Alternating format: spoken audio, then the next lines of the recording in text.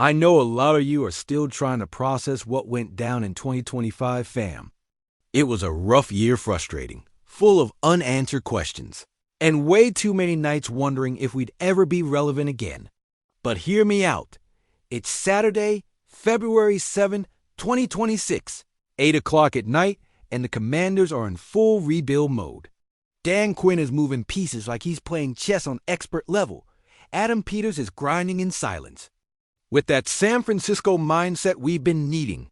And Jaden Daniels is still the hope that keeps us going, the reason we still believe. Today, we're diving into 3 stories that define where this team is right now and where we're headed. And I'm going to be real with you, fam. Some of these moves are going to hurt. They're going to hit deep. But they're absolutely necessary. Because if we want to be real contenders again, if we want to be a team that earns respect and strikes fear, we've got to be brutally honest about where we stand. We can't keep living off past glory or names that don't produce any more dots, so get comfortable. Grab something to drink, because this is going to get intense. We're talking about a potential blockbuster trade that could reshape our defense. Tough. Decisions that'll free up nearly $25 million in cap space. And a QBOC relationship that could define the next 5 years of this franchise. Let's get into it. Bro, this is massive. And I'm not even exaggerating. Max Crosby, one of the top edge rushers in the entire NFL, just went off on the Las Vegas Raiders. And according to Jay Glazer, probably the most plugged-in insider in football, Crosby literally told him, "Man, screw these guys. They're shutting me down. I'm not about this. Hell no. I'm not doing it. I left the facility. I'm out. I want to get traded. I'm done." Let me say that again because it matters. I'm done. He didn't say, "I'm frustrated." He didn't say, "I need to think things through." He said, "I'm done." That's a burned bridge. Fam, that's beyond repair. And get this, no less than 20 teams called the moment the news broke. 20 teams. And I guarantee you, with every bit of my Commander's loving heart, Adam Peters was one of the first to make that call. Now let me give you the full picture, because this story has layers. Crosby was banged up at the end of the 2025 season. He had legit health issues that any normal person would say, "Yeah, you need to rest." But Max Crosby ain't normal, bro. This dude is a workaholic in the best way. He's a former addict who found salvation in football, in structure, in discipline. For him, playing hurt isn't just about being tough. It's his identity. It's what keeps him focused, what gives him purpose. And the Raiders, who were blatantly tanking to get the #1 pick, put him on injured reserve against his will. Imagine that for a second. Imagine your reason for living is to compete, to be on the field, to feel like you're fighting for something, and your team tells you, "Nah, we're good. Sit down. We need to lose these last few games to improve our draft position." For a guy like Crosby, that's not just a business decision. That's a personal betrayal. Jay Glazer, who knows Crosby personally, nailed it. He said, for a guy like Max, who is an addict, he has additional issues. He needs structure. You can't do that to him. And then he told Raiders GM John Spytek straight up, you can't take that from him. Because for Crosby, playing through pain is his honor. It's what makes him feel like a gangster, like he's built different. And when you take that away, you're stripping him of who he is, so now the relationship is broken. Glazer didn't mince words when Yahoo Sports asked if he thought Crosby was leaving Vegas. I do. 2 words, no hesitation. And he added that the trade will likely happen before the draft, which means we're talking weeks, maybe even days. And this is where the Commanders fit in perfectly. Dan Quinn has a culture that aligns exactly with what Crosby needs and values. Quinn is a defensive-minded coach who respects Warriors guys who want to fight to the last down. He's not going to bench a player who can contribute just because the team's out of playoff contention. He lets his guys compete, prove their worth, keep their pride, and that honor, grit, fight mentality is exactly what Crosby is looking for in his next team.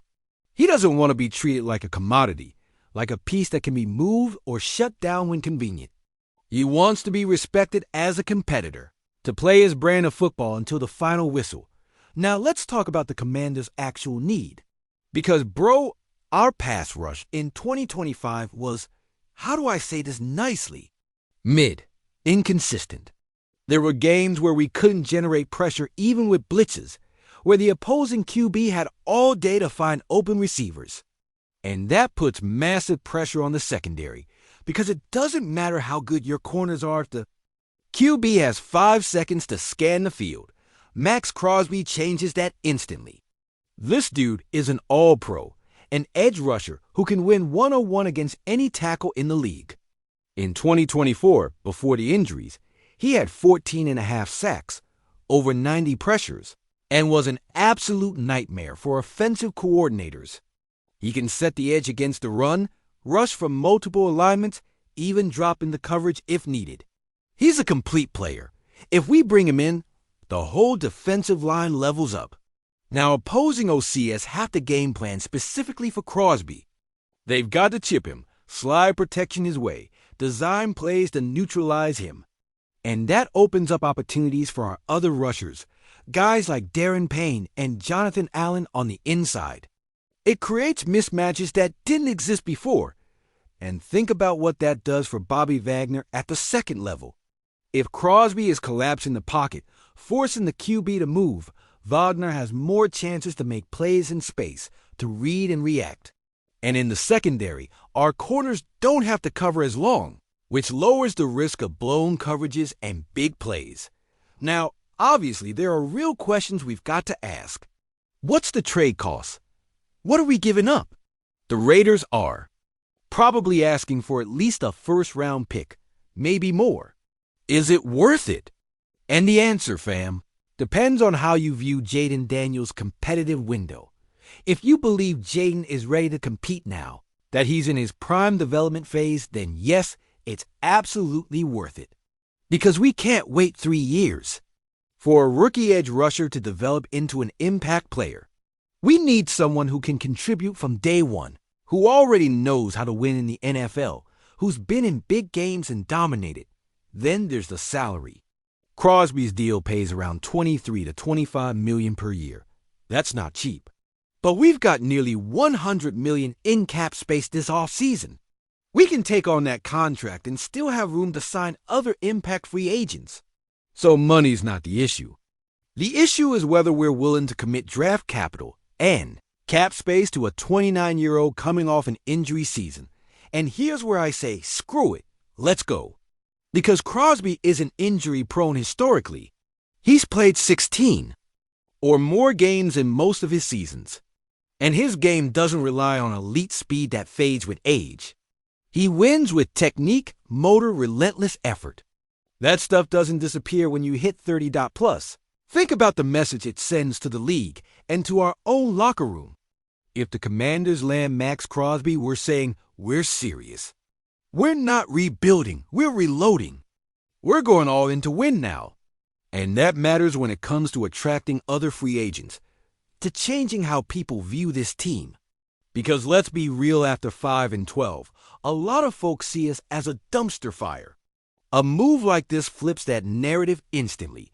But we've got to be real about the competition. We're not the only ones interested. The Detroit Lions, who hypothetically just lost the Super Bowl, are going to want to beef up their defense.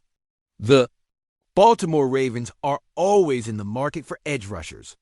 The Dallas Cowboys, if Jerry Jones ever gets serious, could jump in. So Adam Peters has to move fast, be aggressive, and be ready to outbid other teams. And if that means giving up a second-round pick, or even a conditional first that turns into a second, if Crosby plays fewer than 14 games, I'm doing it. Without hesitation. Because the difference between having Max Crosby and not having him could literally be the difference between 8 or 9 wins and 11 or 12. And that, fam, is the difference between making the playoffs and sitting. At home watching other teams compete, and listen, Crosby isn't just a player. He's a leader. He's a tone setter. He's the kind of guy who shows up at 5 in the morning and demands everyone else raise their standard. He'll call out guys who aren't giving 100%, and he'll do it in a way that makes them want to be better. That mindset is contagious, bro. And it's exactly what this defense needs after a season where it felt like some guys mentally checked out. Dan, Quinn has to sell the vision.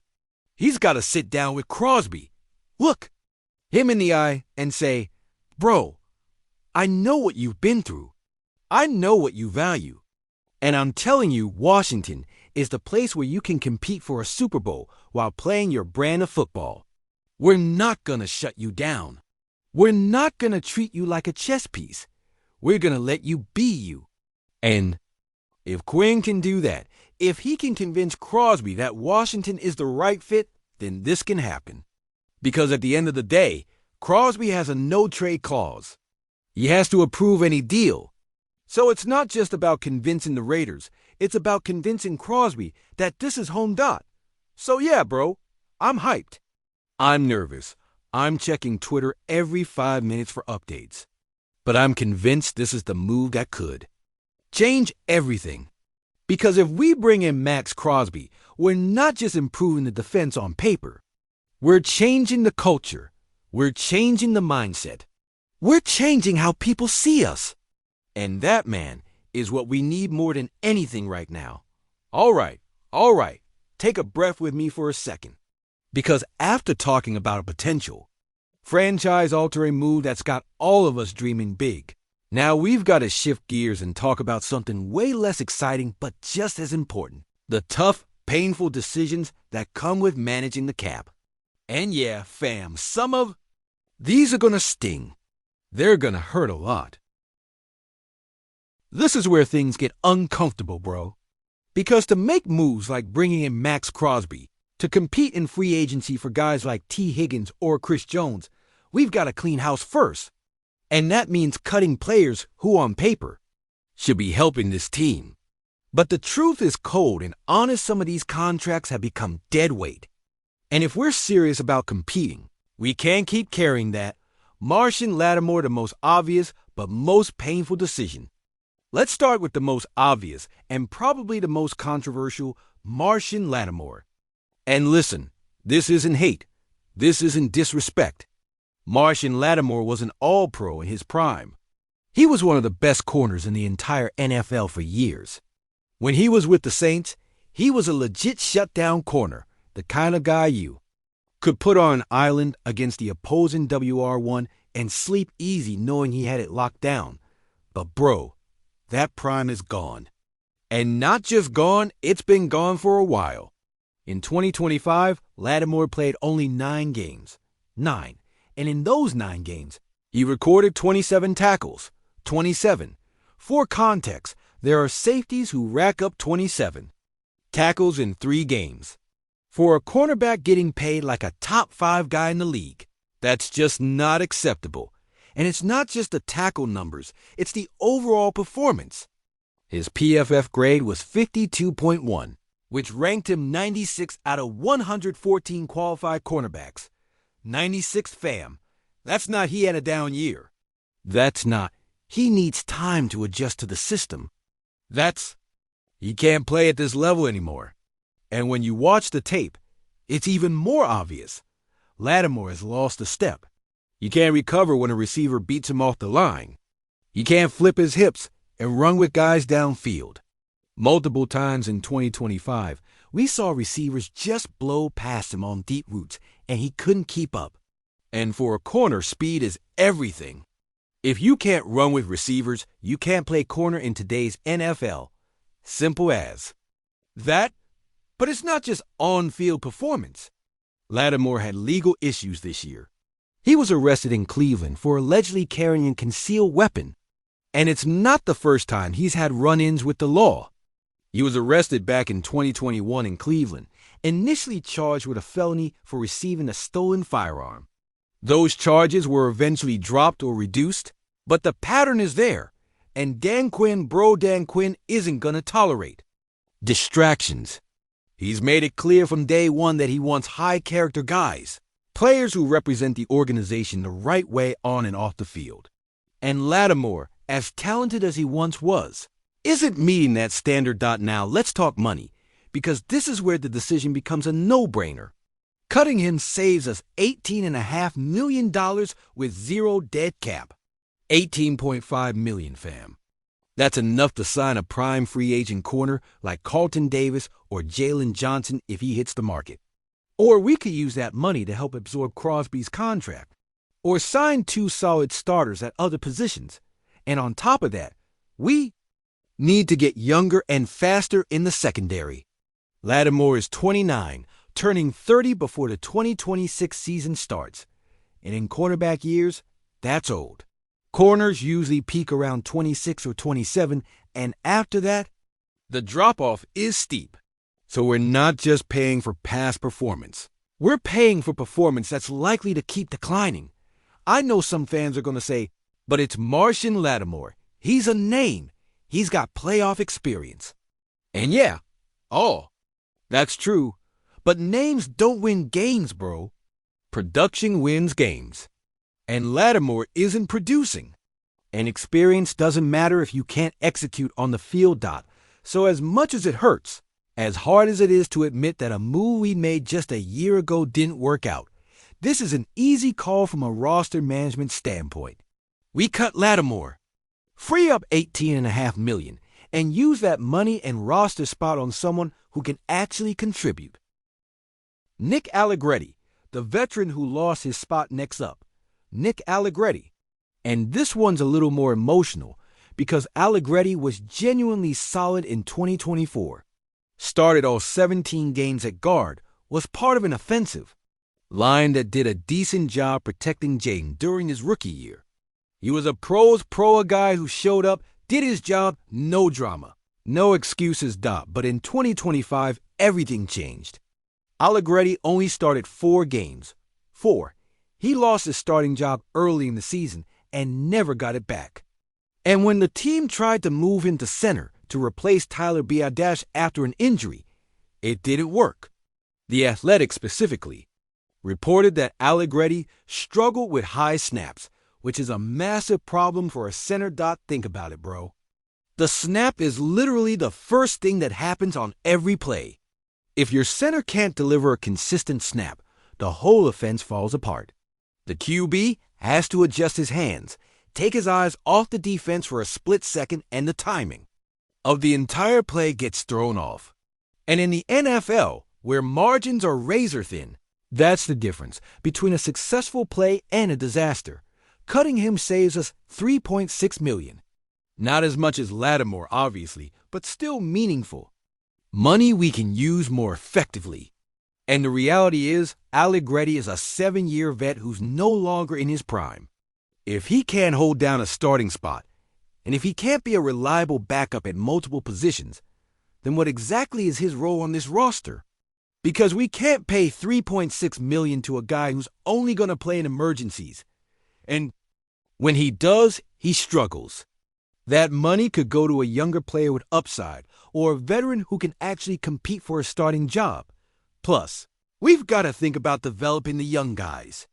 Cutting Allegretti opens up a spot for a rookie we draft, or a second-year player already on the roster to compete for that backup role.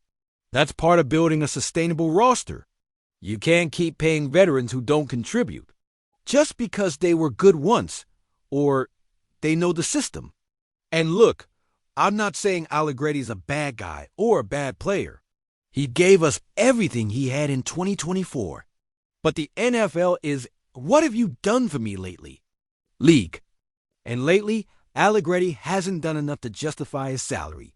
Noah Brown, the saddest case, and finally, Noah Brown. And man, this one's just sad. Because by all accounts, Noah Brown is a great locker room guy. Positive mindset. Good. Teammate. And yeah, he caught the most iconic Hail Mary in recent Commanders history. That catch against the Bears in 2024 was legendary, bro. One of those moments you'll never forget. But outside of that, what has he really done? In 2 seasons with the Commanders, he played just 15 total games. This year, 5 catches, 83 yards, 0 touchdowns. That's IT. 5 catches all season. And it's not like he wasn't getting chances. It's that he wasn't available. And yeah, injuries are the main issue. Brown has never played a full 17-game season in his NFL career. He's been in the league since 2017, and his career high in games played is 16. And in the NFL, bro, availability is the best ability. Doesn't matter how talented you are. Doesn't matter how good you are when healthy. If you can't be on the field, you can't help the team. And look, Noah Brown posted something really inspiring on Instagram in December. He talked about trusting God, about not always understanding what he puts in your path, about keeping the faith even when things don't go your way. And that's beautiful, man. Seriously, I respect that mindset. I respect that perspective on life. But the reality of the NFL business is that the Commanders need production. They need guys who can be on the field for 17 games, who can contribute consistently. And Noah Brown, as much as we want it to work, as much as we like him, as a person, just hasn't been able to do that. Cutting him frees up a roster spot. And that spot could go to a young receiver with upside, someone who could develop into something special. Or it could go to a veteran with a better track record of staying healthy. Because we can't keep betting on a guy who statistically and historically is going to miss a third of the season. So what does all this mean in the big picture? It means the Commanders are being ruthless with the roster. And that's a good thing, bro. That's exactly what we need. Because for years this team held on to names, to veterans with experience, to guys who knew the system. And where did that get us? 5-12. Irrelevance. A punchline. Dan Quinn and Adam Peters are saying, no more. If you don't produce, you're out. Doesn't matter your name, your pedigree, your paycheck. If you don't produce, you don't belong here. And that's exactly the mindset we need to become competitive again. And yeah, some of these decisions are going to be unpopular. Some fans will say we're being too harsh on Lattimore, that he deserves another shot. Others will say Noah Brown should stay because of the Hail Mary. But bro, this is a business. And in this business, sentimentality kills franchises. You've got to make hard decisions based on production and value, not feelings. So get ready, fam. Because these are just the first cuts. We're probably going to see more before the draft, maybe even some names that surprise us. And every one of those moves is a step toward building a real contender, a team that can compete year in and year out. All right, fam, now let's shift to something way more uplifting. Because in the middle of all this chaos, all this uncertainty, there's one relationship that's still rock solid, one connection that could define the offensive future of the Commanders for the next 5 to 10 years. Jayden Daniels and David Blau. When Cliff Kingsbury got fired back in early January, a lot of us were wondering, how's Jayden going to take this? Is he going to be upset? Is he going to feel like the organization didn't have his back? Because Jayden and Cliff had a real bond. Jayden said it himself. I love working with Cliff. Me and him have a special relationship. We've kind of built that over the past 2 years. So when Dan Quinn decided to move on from Kingsbury and promote David Blau, who'd never been an OC before, there was legit concern. People were worried this might create friction, that Jayden might feel alienated, that the chemistry they built could be lost. But listen to what Jayden said this week when he appeared on Pro Football Talk during Super Bowl week in California. Man, it's tough, obviously. I trust what the organization is doing, and it was just tough. I have a relationship with him, and I wish him nothing but the best, but I'm also excited to get to work with Blau and what he can do. I've been with Blau for both of my years in the NFL, so I'm most definitely excited about that. And that, bro, is exactly what we needed to hear. Jayden could have been passive-aggressive. He could have said something like, we'll see how it goes, or it wasn't my call. But he didn't. He acknowledged it was tough, that he had a bond with Cliff, but he also showed real excitement about working with Blau. That shows maturity, leadership, and a team-first mindset. That's exactly what you want from your franchise. Key, now let's talk about who David Blau is because honestly, a lot of people don't know much about him. Blau was a quarterback in the NFL, spent most of his time with the Detroit Lions from 2019 to 2023. He wasn't a star, wasn't a long-term starter, but he stuck around long enough to earn respect. And most importantly, he understands the QB position from the inside. He knows what a quarterback needs, how a quarterback thinks, what makes. A quarterback successful. In 2023, Blau retired as a player and immediately jumped into coaching. He spent 2024 and 2025 as the assistant QB coach with the Commanders, working directly with Jayden Daniels. And according to multiple reports, Jayden and Blau have a relationship that's just as close, if not closer than the one he had with KLIFF. In fact, Jayden shared a super interesting detail. Every Friday during the season, he and Blau play pig. For those who don't know, pig is like the football version of horse in basketball. One guy makes a tough throw. The other has to match it. If you miss, you get a letter. First one to PIG loses. Jayden said they call it pig instead of horse because they only have like 7 or 8 minutes before individual drills start, so they need a quicker version. And of course, Jayden always wins. But that's not the point, bro. The point is they have that kind of relationship. It's competitive. It's fun. It's personal. It's not just coach-player. It's something deeper. And that kind of chemistry is invaluable between a QB and an OC. Because when you're in the middle of a game, when things are going sideways and you need to make adjustments on the fly, you need to be able to communicate honestly and directly. Jayden has to be able to say, bro, that play's not working against this coverage. We need something else. And Blau has to be able to listen, process, and adjust. Now, the big question everyone's asking is, what kind of offense is Blau going to run? Because Kingsbury's offense had a very specific identity. It was air raid-based, lots of spacing, motion, designed QB runs, RPOs. And it worked well in 2024 when Jayden was a rookie and needed simple concepts he could execute quickly. But in 2025, that offense got stale. It became predictable. Defensive coordinators figured it out. And Kingsbury didn't make enough adjustments. So the production dropped, and eventually, Quinn decided it was time for a change.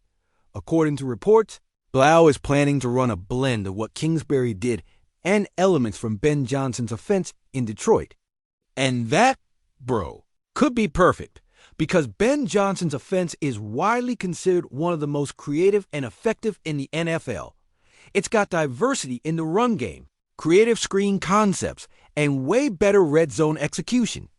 If Blau can take the best of Kingsbury, spacing, motion, play action, and combine it with the best of Johnson, run game variety, creative screens, situational play calling, we could be looking at a legit top-tier offense. And Jayden has all the tools to run it. He can throw from the pocket, extend plays with his legs, run RPOs, and make every throw on the field. But we've also got to be real about the risks. Blau has never been an OC before. He's never called plays in a real NFL game. So there are going to be growing pains. There will be moments when the play calling is off, when the adjustments are slow, when we're all sitting there going, what the hell was that? And we've got to be patient with that, fam. Because if we start panicking after 2 bad games, if we start calling for his head after 1 bad half, we're going to create a toxic environment that helps no one. Blau needs time to grow into the role, to learn from mistakes, to develop his own philosophy. And this is where the relationship between Jayden and Blau becomes so crucial. Because if there's trust, if there's open communication, they can work through those growing pains together. Jayden can give feedback. Bro, that play didn't work because the coverage was different than we expected. And Blau can adjust. All right, next time we see that look, we're going to this concept instead. That feedback loop, that constant communication, that's what separates good OCS from great ones. And the fact that Jayden and Blau already have 2 years of working together, building trust, Understanding each other's tendencies, that gives us a huge advantage. And there's another factor we can't ignore. If the Commanders hadn't promoted Blau, the Detroit Lions were ready to hire him as their OC. The Lions, bro. The team that just had one of the best offenses in the league, that just went to the Super Bowl hypothetically. They wanted Blau to run their offense. That tells you everything you need to know about how the league views him. There's real respect for his football IQ, his ability to develop QB, his understanding of the game.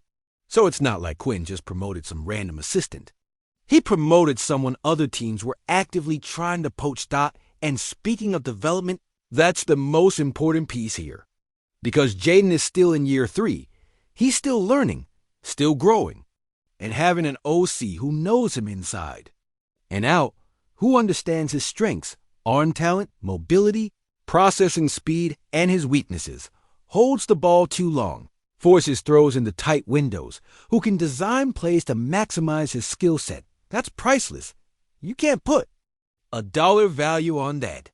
Because the difference between Jayden reaching his ceiling and Jayden plateauing could come down to this: having the right OC who believes in him, who challenges him, who pushes him to be great. And one last thing about that pig competition, Jayden said maybe one day he'll let Blau win.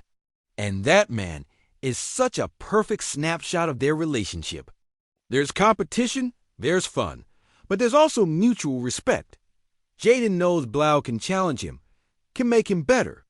And Blau knows Jayden trusts him, respects him. So yeah, fam. Am I nervous? A little? Because this is a gamble.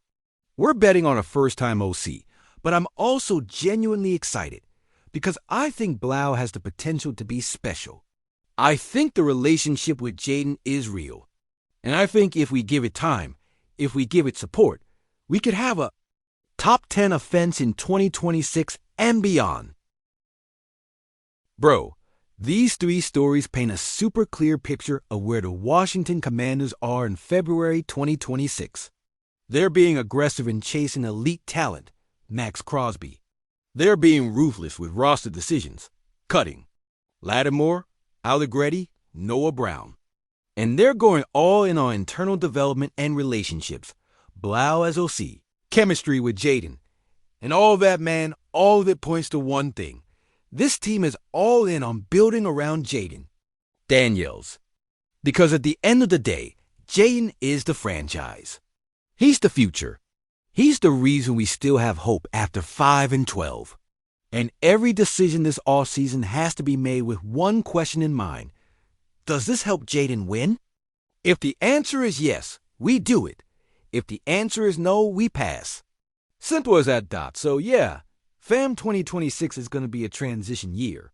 There'll be bumps in the road. There'll be games that frustrate us. There'll be moments where we question if we made the right calls. But there will also be hope, real, tangible hope. Because for the first time in years, we've got a plan. We've got a vision. We've got a franchise QB.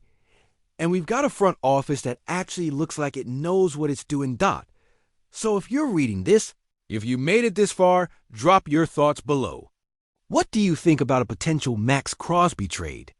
Would you give up a first-round pick for him? Are you cool with cutting LATTIMORE, or do you think he deserves another shot? Do you trust David Blau as OC, or do you think we should have brought in someone with more experience? Because I genuinely want to know what Commanders Nation thinks. This is our team, and we all have a voice in this conversation. And if you like this breakdown, if you felt like you learned something or got a new perspective, share it with other fans. Because we've got to keep this conversation alive. Keep the energy up, keep believing. Catch you in the next one, fam. And remember, no matter how tough it gets, no matter how many times they let us down, hail to the Commanders.